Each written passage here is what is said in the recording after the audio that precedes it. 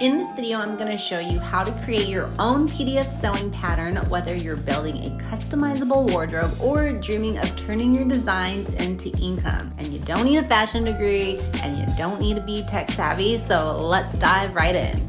What I did was I outsourced this phase of the project because I didn't know how to do it. Now, I'm going to share how I did that, but this is something that I think is super important. Had I had chose to stick with this idea, I would have learned how to do this regardless. Doesn't mean that I would be the one creating the flags or the actual digital pattern itself in the future, but I do think it's crucial to at least understand how it's done, to at least have an idea on how long a process like this would take per each type of garment. So I still would have learned. I'm just a big believer in that the owner needs to know all of the levels efficiently before they delegate that particular task out. And then the creator or the business owner can spend more time focusing and harnessing in on their strengths and outsourcing or delegating to others whose strengths compensate for their weaknesses. So that leads me to, where do you find a person who you can outsource your digital pattern to? I found my person on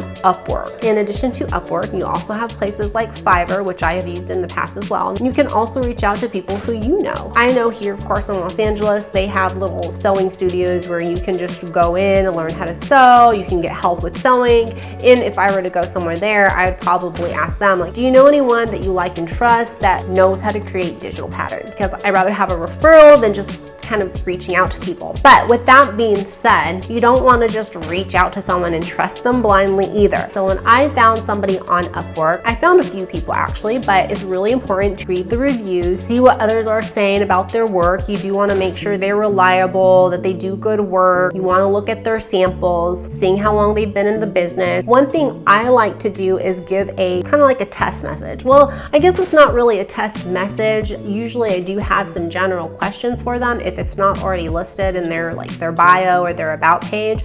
But one big reason for this kind of initial message is to kind of assess their turnaround time. Is this a freelancer who's going to take 4 days to get back to me, or is this someone who usually gets back within 24 hours, 48 hours? Because personally, I don't want to build a relationship with someone who's writing back to me maybe a week later. And yes, of course, emergencies can happen. Life is gonna life us, right? But generally speaking, in the context of business, I am looking for an appropriate turnaround time. For me, that's about 48 hours. And of course, if I'm writing on a Saturday, then maybe okay, Tuesday, whatever. But I do think that a little bit of research, a little bit of patience, I do think it's good with assessing who you're gonna move forward with in the future when it comes to building a working relationship. All right, so this is how you would actually find a person or a sewing pattern maker here on Upwork.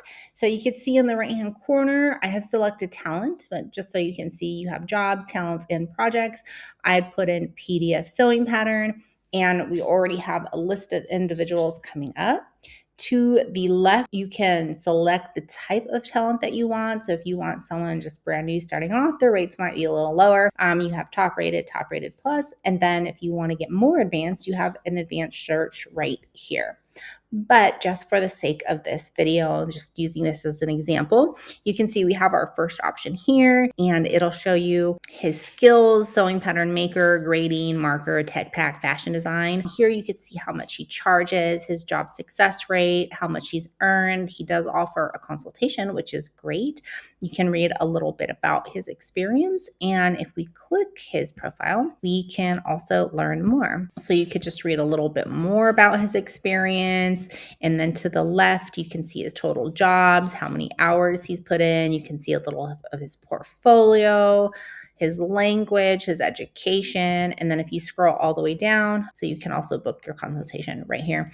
But you can read the reviews from other people who have hired this particular person, which is, as mentioned, very helpful as well. And yes, so that's how you would go about selecting someone to hire when you're ready to create your first PDF sewing pattern and sell it. So once I found my girl, I made sure to give her a very detailed message about all my specifications for my sewing pattern. For example, example, this would be the files needed. So that would be like an A4, an A0, which usually consist of the file types that I needed, like A4, A0, requesting flats, front, back, and sides, making sure all markings were going to be on the PDF pattern, and any additional detail notes that I felt was really important for that pattern. After we had a good meeting of the minds, I then shipped my prototype to the address that she gave me, including my sketches. And then of course, when she completed the garment, she shipped the prototype and the sketches back to me, and she sent me the files that I had requested. And then in next week's Sew to Sell video, I'm going to talk about prepping the sewing pattern instructions and how to find testers, but I'll go over that in the